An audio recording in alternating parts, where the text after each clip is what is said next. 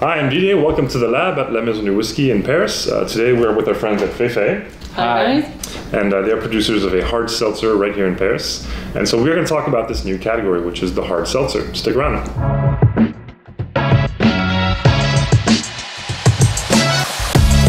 Feifei, it's a hard seltzer. And while this is a category that really picked up and took off in the US, in France we're not too familiar with what it is. Could you tell us a little bit about this category, this new category? Yeah, sure. So hard seltzer is a new beverage. It's like kind of a revolution in the spirit and alcoholic landscape. Mm-hmm. It's born 7 years ago in the US, okay. And it really picked up 4 years ago with the release of White Claw. And it's something that arrived 2 years ago slowly in the UK, and that is now going everywhere in continental Europe since this summer. Mm-hmm. So Feifei was the first in France. And if we talk about the category, what a hard seltzer is, if you never drank it, if I have to describe it, it's just the freshest and lightest alcoholic beverage you can find.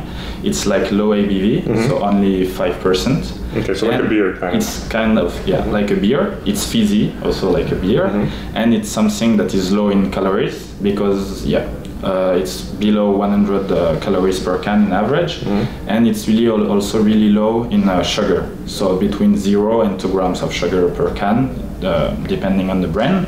And it's something that is also gluten-free for most of them because it's made without grain, malt, or whatever, like a beer. It's only made with sugar. And so that's my next question. How is it made exactly? I mean, people imagine like maybe Smirnoff Ice or things like that, with spirits and sparkling water mixed. This is a little bit different, right? Yeah, it's a bit odd to think, but it's a fermented product. Mm-hmm. So it's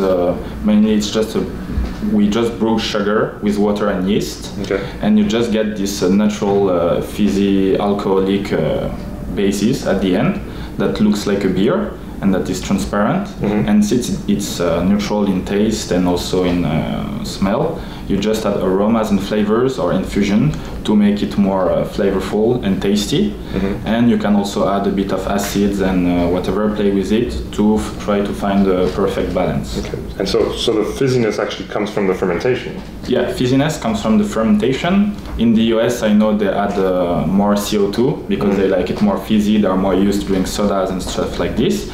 In France, how we do Feifei, we don't add that much CO2 because we like it a bit less fizzy. Okay. So it's less acid and easier to drink. Who is drinking hard seltzer today? I mean, it's really booming. What kind of, is it a beer drinker? Who's moving on to these products? So who is drinking hard seltzer? If we look at the US, mm-hmm. nowadays, like in 2020, like half of the population of like American drink at least once a week hard seltzer. Wow, okay. So it's like a real boom and almost everybody drinks it.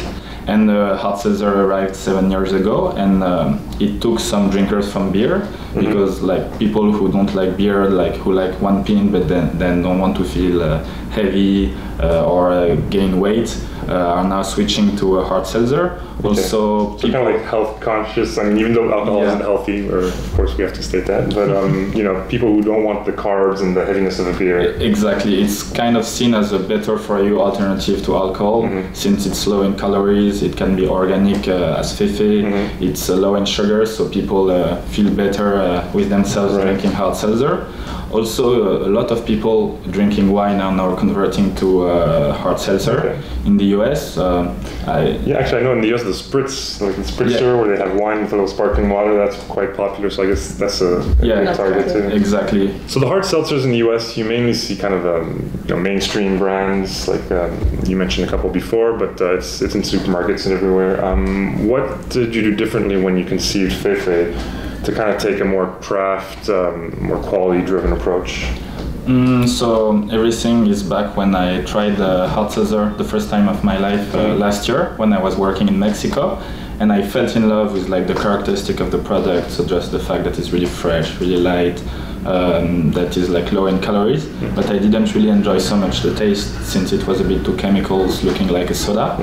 And I really wanted to bring back the product in France, but I knew we couldn't just copy paste something that was from the US to sell it in France, because like French palate is a bit more touchy, is looking for more flavors, stuff that are more organic. And so I had this bar, Le Syndicat, that was 5 minutes by walking from my house, and I wanted to do some like a hard seltzer that was like French, like really Frenchy, to bring it the French touch to this drink, and using all the French know-how in this new beverage to make it something that we're really proud of. And I knew these barmen from Le Syndicat that are amongst the best barmen in France and also in the world. Yeah, for those of you who don't know Syndicat, they only work with French products, right? It's really kind of defending the terroir, the local products. Exactly, and I knew they had all the skills to know what the French people like, since they're only using French product, and knew all this French architecture of small workers to create a great product, and that's why we started to collaborate. So that's why we took the project over. So we built Fefe not only as a hard seltzer, but more as a cocktail. So for example, every time we make a cocktail, I could say that we found the perfect balance between sweetness, acidity, flavors. So to start, we decided to put a little bit of sugar in it. It was our choice just to try to put in highlight the flavor and put them in the right place during the degustation.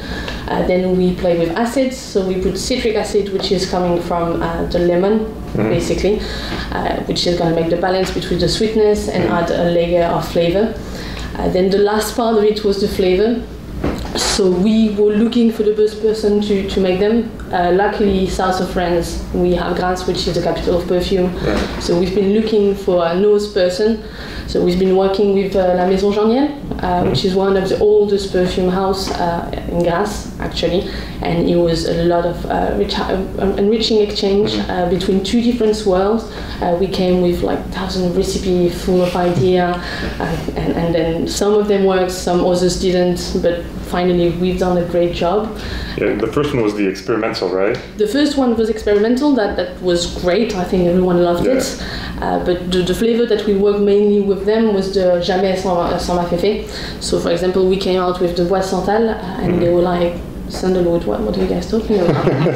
We're not putting this in food or drink, we use them for perfume, and they were surprised that it works. So it was like really interesting for them, and then we learned a lot about molecule and flavor as to make I would say a flavor you need 95% of the fruits, but after you have 5% you can play with for texture, to get, for example, the confiture aspect of the fruits. So for example, for the strawberry, we play with those 5% to make it feel more like a white strawberry than a classic strawberry. Okay. And then after, I think you have the cans as well, which make like a huge difference as well. Yeah, so since we're bringing something new for your tongue, we wanted to bring also something new for your eyes. And so that's why we were like the first in France to use a sleek can to put alcoholic beverage in it. Yeah, it was really complicated to do, but we finally managed to do it. And since we wanted to make it a bit catchy and bring some joy in your mouth, but also in your eyes, we decided to collaborate with like a French artist from Paris, that is Alexis Jamais, to which we just ask, okay, drink Fefes, and you draw what you feel when you express. Exactly, and you let yourself express your creativity. And he designed the cans. It was the first time he did it, but he really enjoyed the experience, and now he's a great ambassador. That's nice. And lastly, so how is hard seltzer drunk? I mean, is it straight out of the can in the fridge? Do you mix it? You guys have a cocktail bar, so is it something you use as well? I would say that mainly hard seltzer, it's been made to being drinking by itself. Fefe, it's as well being made to being taken out from the fridge and then straight from the can. You can add a little spring into the top of the can to bring kind of another sensation to the degustation. Bring it on a picnic, it's nice. Exactly. But you can as well serve it on ice, and I think the main point of Fefe, which is the best part of it, is that it's been made from bartender. So obviously you can use it in cocktail, and it will put in highlights so many different layers of flavor, and it's matched with so easily with so many different of spirit or liquor. Really nice. And as you said, in the bars, we've been so many times surprised of table of people coming ordering for Fefe on ice or gin Fefe, and us as a bartender were like, oh, do you want to try the experimental with a bit of Calvados? This is amazing. And they were surprised, and it sounds like a good deal for them. Light drinks, not too expensive. flavored. Nice. So you guys, you prepared a cocktail for today actually, and we're gonna see that right now. Hi guys, we came up for this cocktail today with Fefe and Nussbaumer Poire Eau de Vie liqueur. Then we're gonna start with 2 drops of Rickless. That is most of the old medicine liquor based on peppermint from France. Up a little bit of liqueur Poire Williams from Nussbaumer, 30 ml. Up. Oh, good, beautiful piece of ice. And then the main of that cocktail, we're gonna add some Fefe cucumber and eucalyptus. So the pair in that cocktail will just add some fruitness to that cocktail. And then you will have like the note of the Rickless gonna put in highlight the eucalyptus, and obviously the cucumber will have all the freshness of the drinks. And just to garnish it, we're gonna add up for the nose a little lemon zest. Put it inside a glass to infuse. Enjoy. Okay, well, thanks a lot for taking the time to tell us about your product and hard seltzers in general. Thank you. And if you like what you see, give us a thumbs up. Follow us for more. And the question for the comments today, if you think you know the answer, is why hard seltzer? Where does the name come from? So if you think you know, type it in the comments, and we'll see you next time. Bye. Bisous, bisous. See you guys. It's a hard one.